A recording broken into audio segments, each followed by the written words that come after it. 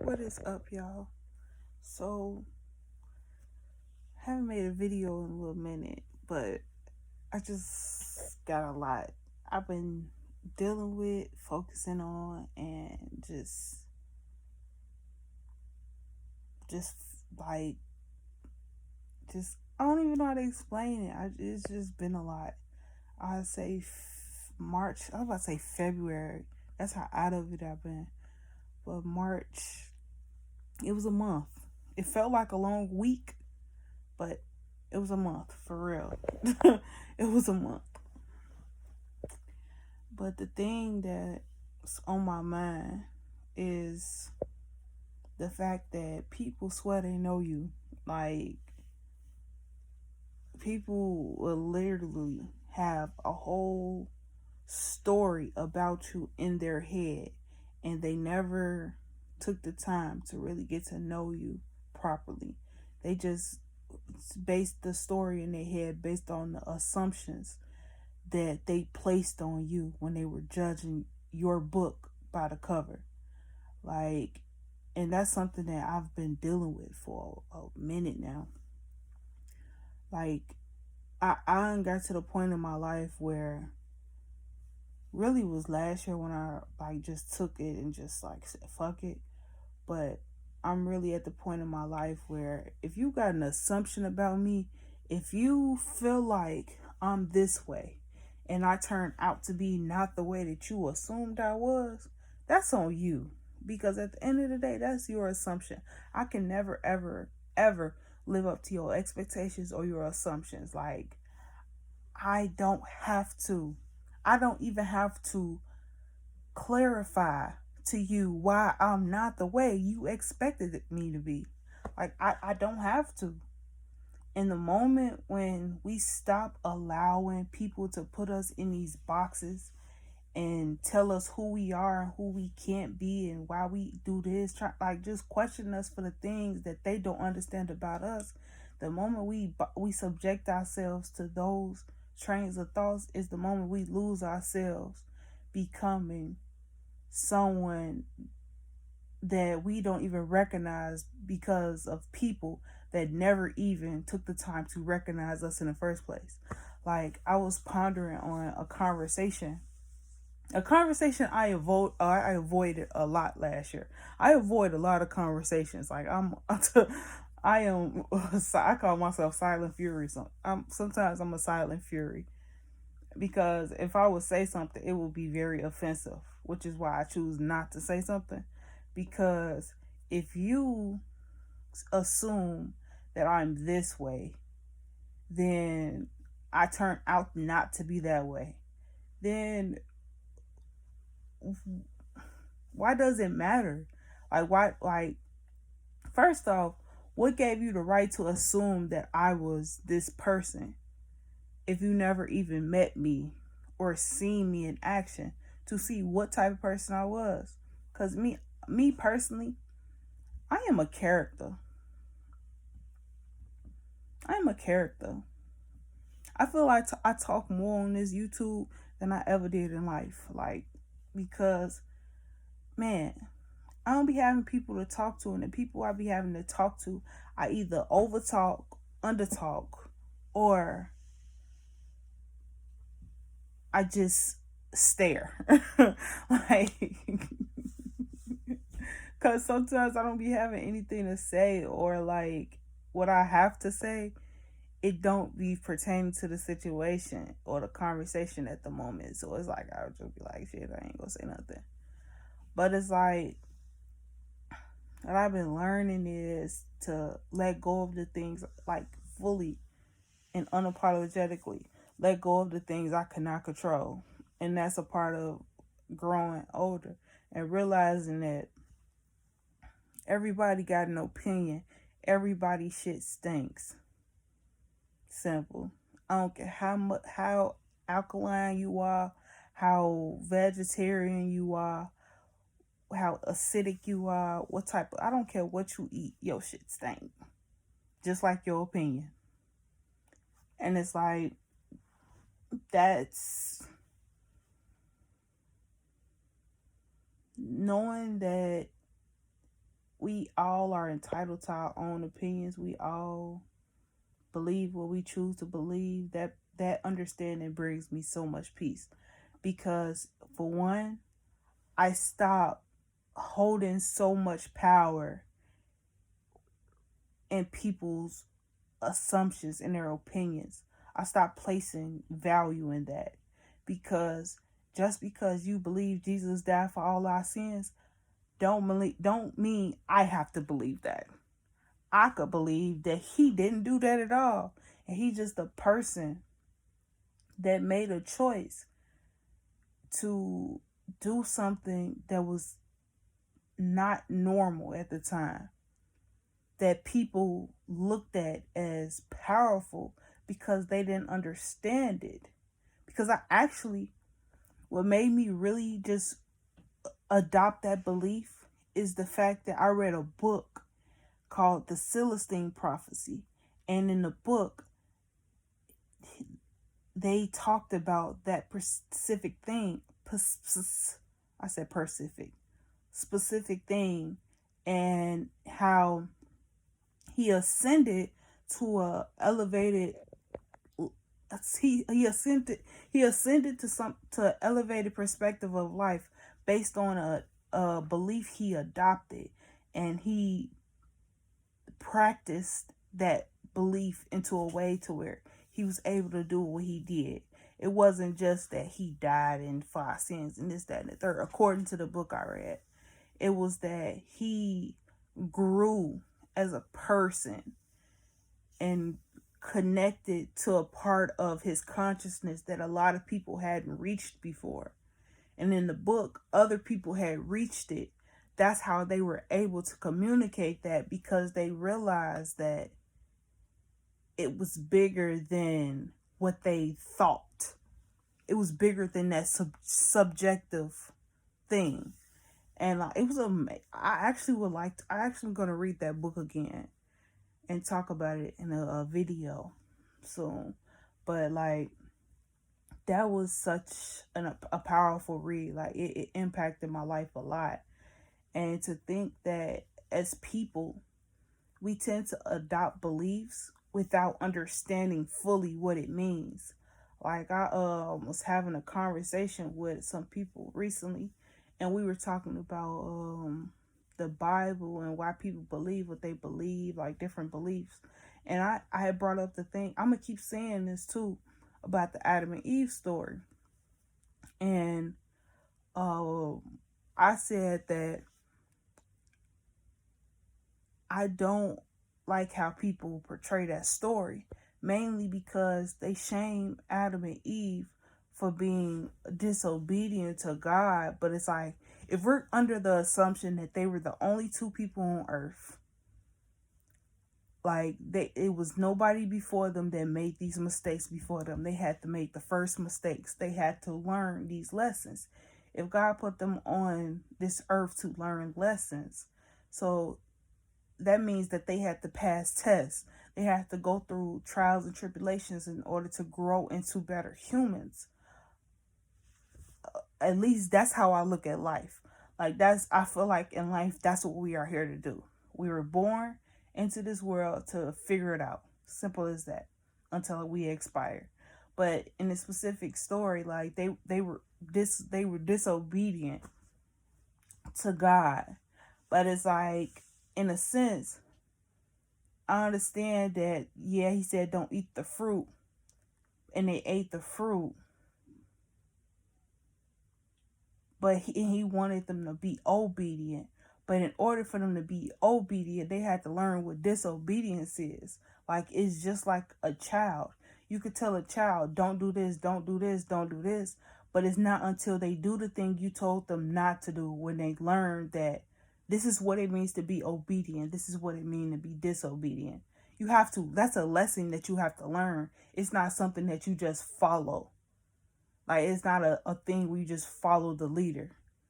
God is not a Simon Says person. Even every story in the Bible, it's not a Simon Says thing. God don't say do this and you do this. No, God say do this and you learn what it means to do this. what you have to learn that lesson. Like I heard somebody mention the Abraham story when he was about to sacrifice his child, and he actually had to learn a lesson in that process. He had to learn what it meant to have faith in the Most High. It was Fantasia. It was a Fantasia clip. She said that that God just wanted to see if he was going to be obedient. That was a test. God said do this, but the lesson wasn't that God said kill your child, because if he was supposed to kill his child, when God said it, he would have slit that boy's throat right then and there. But no, it was a process in him taking time to reach that goal to where he was willing to sacrifice his child because God asked him to. It wasn't a split decision thing. And typically when you have Simon Says, you don't think, you just do whatever Simon says. You don't do you don't do what Simon don't say. It ain't that. We don't live in a world where it's that. Like even God don't even operate as that. So it's like to think like everything is that black and white. You subjecting yourself to a box. You actually subjecting yourself to the inferiority complex of the American society. Because America say don't do this, this will happen if you do this. If you shoot a gun, if I was to go outside, shoot a gun and I get caught, I'm gonna go to jail. That Simon Says don't do this, so don't do this. Like that's what it's given when it comes down to how people inherited the belief on what the Bible communicates, the lessons that the Bible communicates. Like it's stuff be so simple, but we choose to make it hard because we don't think on it ourselves. We just go off of what everybody else say. Like for instance, everybody say like Eve ate the apple. The Bible never said what kind of fruit. It was actually my auntie that put me onto this. And the Bible never said what type of fruit it was. It just said that she ate the fruit. That's it. It didn't say it was apple. It could have been a pear. It could have been some grapes. Could have been a watermelon. Who knows? The Bible just said fruit. But people that preach the Bible and do all of these things, they say what's been taught to them. And that's my whole thing about inherited beliefs. Like someone said this to me a while ago, probably some years ago.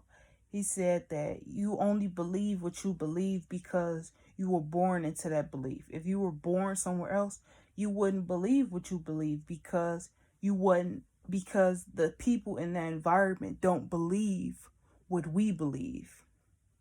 That hit different now than it did then. Like, don't get me wrong, when he said it, that had me thinking, like, damn. But it's like now, it's like, damn, that shit is real. Because like, think about it. I actually was scrolling today, and this lady, she made a post where she said she never believed that they would become those parents.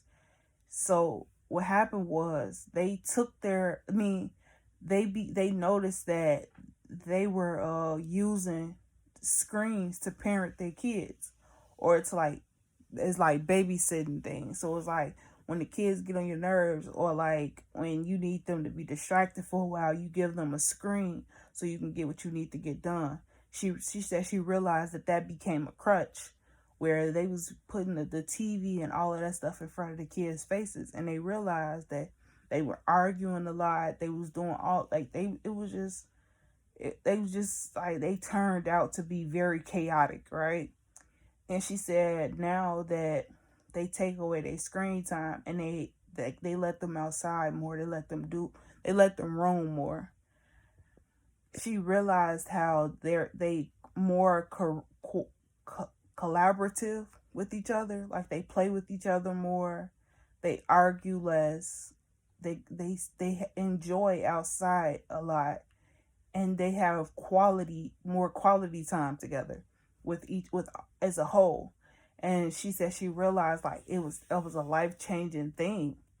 And truthfully, like, if like the environment, it's all about the environment. So it's like you only believe what you believe because you've been conditioned into that belief.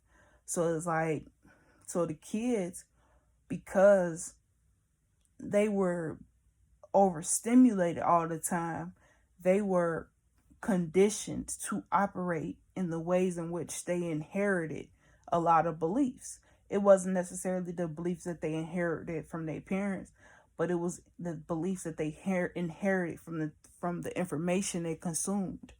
So it's like, that's why a lot of parents say they don't like their kids watching Caillou or like Coco Melon and different things like that, because the overstimulation and the behavior of the characters in it. And it's interesting how things like small things like that play a big role in the development of people's brains, of children's brains. And like me, I ain't got no kids, but I be paying attention, because when I do have kids, I be wanting to know. I ain't had no mama. So it's like I be wanting to know things so that when it is my turn, I can be there for them. Like, that's my ultimate goal in life, to be as present and attentive as a mom as I can.